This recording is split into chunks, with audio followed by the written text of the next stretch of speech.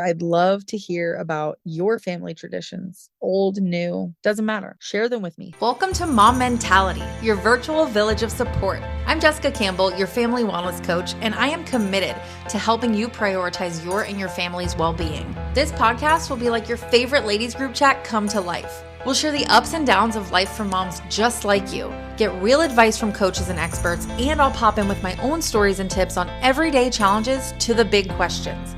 Whether you're juggling work from home, balancing adult life with parenthood, tackling ADHD, yours or your kids, or just trying to catch a breath, Mom Mentality is your spot. Okay, before we get into it, I have to tell you about a game changer for all the multitasking, wonderful moms listening. Have you ever heard of KiwiCo crates? They're these incredible expert designed projects that come straight to your door, ready to challenge and inspire your kids.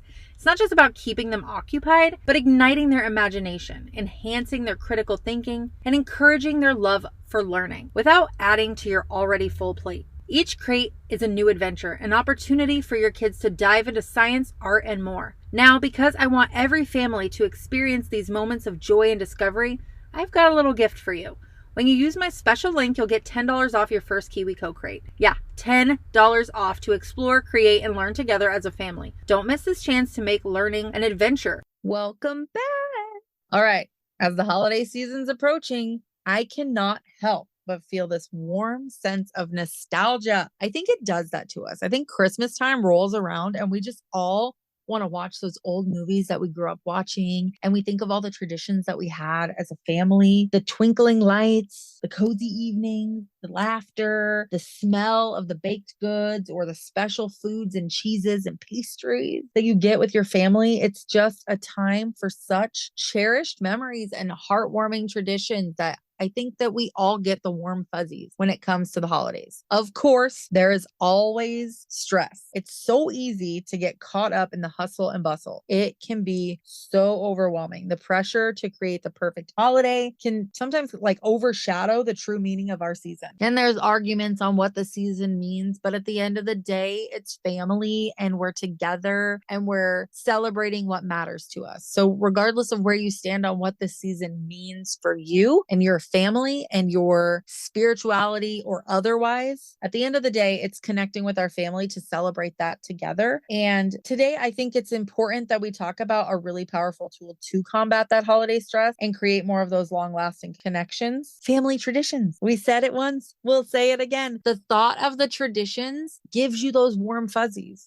That's what we come up with. That's what pops into our head is sitting around watching, I'll say Christmas Story, because my husband loves Christmas Story, not so much myself, but that's something that his family did every year. They put 24 hours of Christmas Story on, and that was their thing. For me, not so much, but we all have our thing that we think of when we think of the holidays and growing up, and we have things that we want to pass down to our kids and we want to make it feel just as magical as it did for us. But I think we also don't think about how stressed our parents must have been in the midst of all those holidays. And now maybe it can be more stressful because of everything we see online. And so I'm not sure how that relates generationally. I don't know if there's a connection there, if our parents were quite as stressed or if it looks different now, or if it's kind of like same thing, different decade. I don't know. I don't know how that correlates, but I do know that there's stress no matter what. It just may be different stress, right? So I remember Christmas like a few years ago and I was so overwhelmed. We used to plan so many things and I thought I had to do all of the activities. I had to go to every Thanksgiving. I had to go to every Christmas and I tried to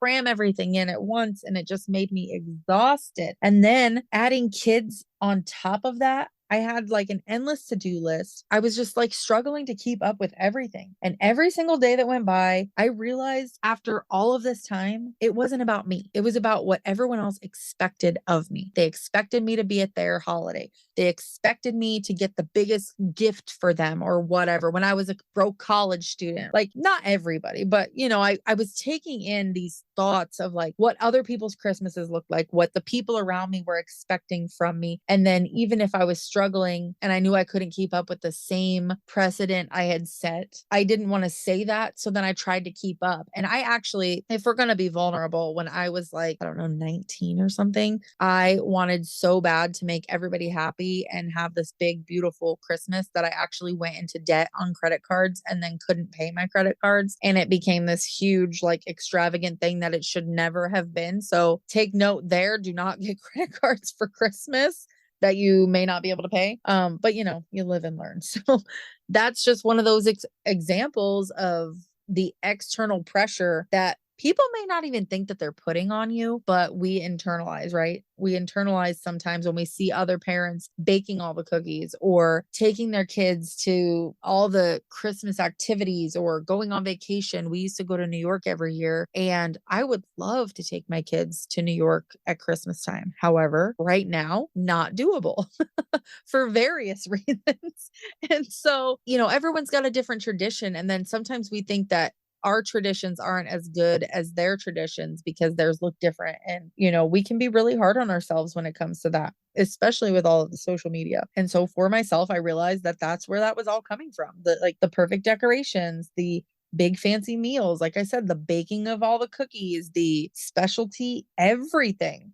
And I started really just neglecting what actually mattered, which was the quality time with my family and the kind of slowness. I started embracing slowing down my holidays within the last few years. And it has been so good because now I actually can enjoy the holidays. And I think my family enjoys them more because we're not just run ragged. I think like Home Alone when they're trying to like run to the airport, like wants that kind of stress. And then you leave a kid behind. Like that's just not cool. Nobody wants that. And if you do, like, I don't know, I guess you're just like a masochist or something. I don't know what to tell you with that. So after I started doing some of that reflecting, I decided I definitely needed to simplify. Like I said, I slowed down, I scaled back. I say on decorations, however, I'm still building up my decorations, but I don't add the pressure to myself, right? I'm still a young parent. We're still building up those collections of things. I've always dreamt of decorating my house to look like a gingerbread house, and I will have that someday.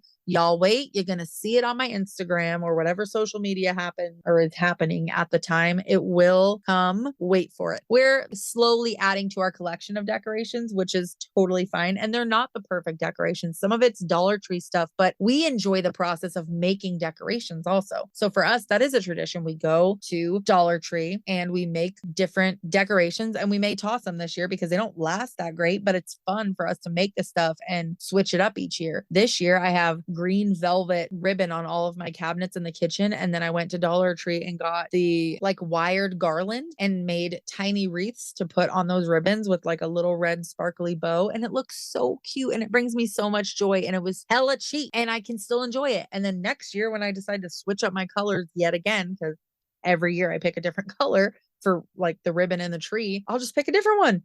And it won't have costed me an arm and a leg. So we've turned that simple thing into enjoying ourselves by making stuff together or, just getting creative. It's fun. Another thing we did is that we started ordering takeout on Christmas. We get like Chinese or whatever's available at the time. Sometimes we'll like make stuff, but most of the time we try to just order stuff. We've ordered like pizza and stuff before because no one says you have to have a fancy meal. No one. We literally just sit around like bumps on a log on Christmas Day. I kick everyone out of my house at like noon. Sometimes if it's only my dad, sometimes he stops in like later in the day rather than in the morning or, whatever. But we kick everybody out by noon and then we just spend the rest of the day lounging, watching Christmas movies. And it's so good. It's probably been 6 years now that we started implementing that. And I love it. Best decision.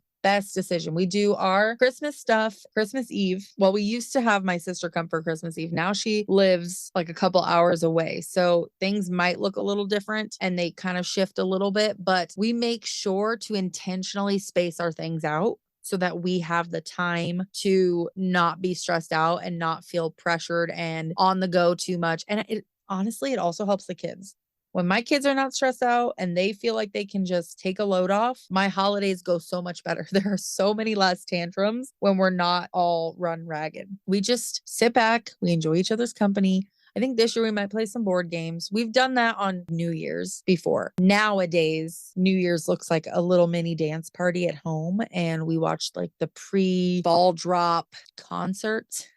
So we watch those. We kind of turn down the lights. We get some glow sticks. We have little fun champagne glasses and we just make it a good time. Even in that, we've just simplified it. We don't have to go out and do a fancy thing. If they fall asleep, it's fine. We just enjoy ourselves as we wait for the ball to drop and we just enjoy the music and just live our lives. Since doing that, our Christmases are so much more enjoyable and memorable. We find so much more happiness and so much more warm, fuzzy feelings when we can look back on those things and just remember that that was part of our tradition, that we just all cuddled up on the couch and watched our movies and maybe like I like to make a breakfast thing for that. Grandpa comes over, watches the kids unwrap their presents too, and it's a good time. I got to tell you, one of the best ways to combat that stress is just simplifying. I am proof of that. Focusing on what really matters reduces that stress astronomically. It just takes asking yourself, what are the most important things to me and my family?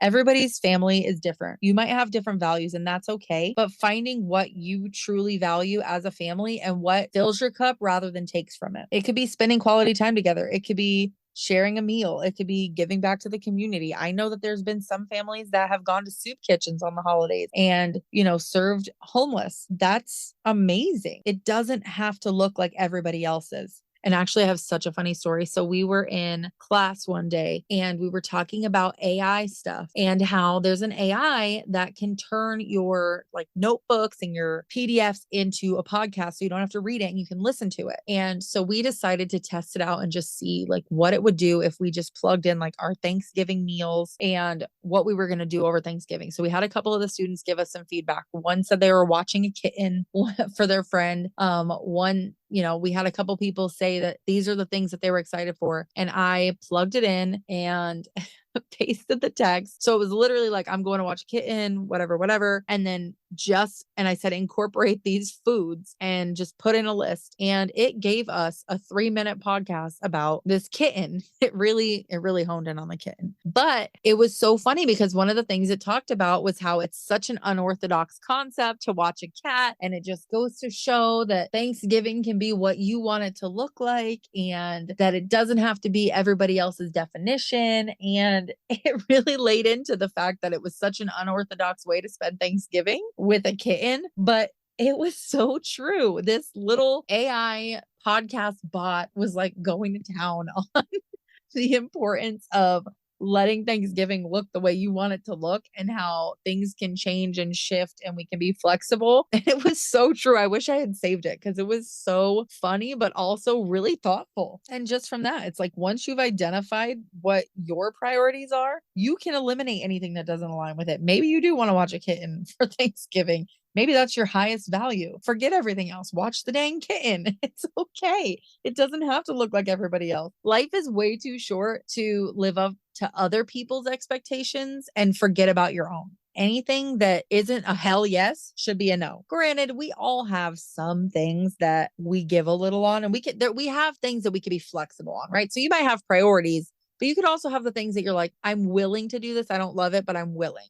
And then you can have things that are just like hard pass, not doing it. Extra commitments, simplifying your menu. Maybe you don't want to make a whole freaking huge meal. Maybe you're like, I'm making these things. You can bring something extra if you want to, but this is what I'm serving and that's that. That could be fine. Or it could be minimizing gift giving. It could be capping everybody out at a certain amount or like dollar wise or just quantity wise. You could decide how you want to simplify those things. You just have to communicate that with the people that are around you. This is how I want it to look now. And, you can be cool with that or not. That's where that nonviolent communication comes in that I coach on. It's just being able to come to a place without judgment, but also hold your boundaries firmly and say, this is what works for us. We can either meet in the middle. Again, you have some things that you're like, not willing to, and some things that you're like, I don't love it, but I could. And that's how you find that compromise on what looks good for you and the people that you're wanting to spend that time with. Family traditions don't have to be these huge, extravagant things to be meaningful. Even little tiny traditions can have such huge memories. And here's a couple ideas. Baking cookies. So simple. You don't even have to make them from scratch. No one says you have to make them from scratch. You can get a little thing of cookies. You could get pre-made dough and just roll it out and do some cookie cutting, right? And then decorate them. You can get pre-made cookie sets from like Walmart where they have all the stuff and then you guys just decorate them. It can look so many different ways. If you hate that frosting like I do, or you don't want the dye, you can make your own frosting, but just buy the cookies. So there's so many options with that. Your kids are going to enjoy it because it's just a fun connecting memory. Again, watching your favorite holiday movie, cozying up together. You can get out fancy blankets,